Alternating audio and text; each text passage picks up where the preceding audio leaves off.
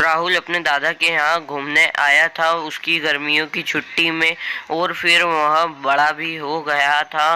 वह अपने दादा से मिलने की बहुत इच्छा में था और वह दादा के यहाँ आ गया।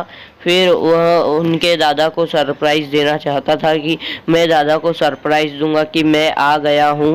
मगर राहुल का सरप्राइज फ्लॉप हो गया और दादा ने उसे देख लिया। फिर वह उसके दादा के साथ घर में चला गया।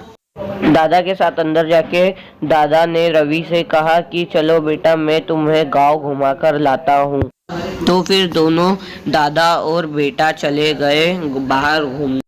तो फिर दादा ने उसे उनके बगीचे में ले जाकर बताया कि ये हमारा फूलों से भरा हुआ बगीचा है। फिर दोनों आगे निकले जहाँ पर बुजुर्ग लोगों बैठते थे, वहाँ पर दादा उनके बेटे को भी ले आए। फिर रवि के दादा ने रवि से कहा, ये देखो, यहाँ पेड़ पे हम सब बुजुर्ग लोग बैठते हैं और हम सब बातें करते हैं। और फिर आगे जाके आती है वह खतरनाक हवेली। दादा ने उसे बताया, बेटा इस हवेली में कभी मत जाना और इसे देखना भी मत, अगर आओ जाओ तो। फिर दादा से रवि ने कहा, नहीं दादा, मैं यहाँ पर एक न एक बार जाऊँगा, मैं डरता नहीं हूँ। दादा ने कहा, बेटा चुप रहे, यहाँ का भूत जाग जाएगा। फिर दोनों की चले गए।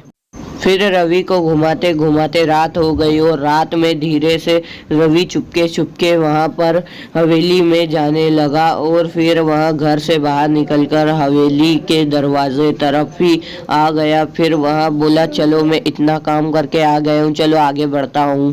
फिर वह आगे बढ़ने लगा। उसे थोड़ा बहुत डर भी लग रहा था, मगर वो कहता, नहीं, मैं किसी से डरता नहीं हूँ। फिर वह हवेली के अंदर आ जाता है, मगर उसे कुछ रोने की आवाज़ें आ रही थी और घुंघरू भी बज रहे। तो वह आगे जाता है तो उसके पीछे वह भयानक चुड़ैल आ जाती है और वह डर जाता है और फिर बाहर निकलने की कोशिश। फिर वह सुबह होने से पहले दो लोग आए वहाँ पर, और फिर रवि को ऐसा पड़ा हुआ देखा तो वह सब डर गए और फिर रवि को उसके घर लेके चले गए। फिर रवि जागा तो कहने लगा, अब नहीं जाऊँगा, अब नहीं जाऊँगा, वह बहुत खतरनाक है, मुझे मर जाता।